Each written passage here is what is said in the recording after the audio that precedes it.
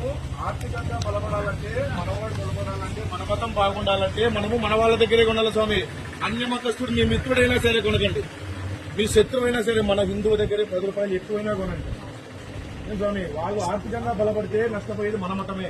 మన మతమే మన బలం. ఏం స్వామి? మన మతం మన మతం మన బలం. మన మతం కాబట్టి గుర్తుపెట్టుకోండి స్వామి. ప్రతి ఒక్క స్వామి మీరు టెంకాయ కొంటున్నా, పూలు కొంటున్నా, ఎందుకంటే సగం సమాజము మిగతా మన హైందత్వము సనాతనలు కాకుండా మిగతా సమాజం అంతా బతుకుతా ఉండేది మన మూలాల, మన ఆర్థిక మూలాల మీదే. మనం కొంటేనే వాళ్ళ బతుకు, మనం పూలు కొంటేనే వాళ్ళ బతుకు, మనం ఆయిల్ కొంటేనే వాళ్ళ బతుకు. కానీ ఆఖరికి హిందూ మతం మీద విషయం కక్కే మతాలు ఉన్నాయి. కాబట్టి గుర్తుపెట్టుకోవాల్సిన ప్రతి ఒక్కరు మతం అనేది గుర్తుపెట్టుకోవాల్సిన. కులంతో పని లేదు ఇక్కడ.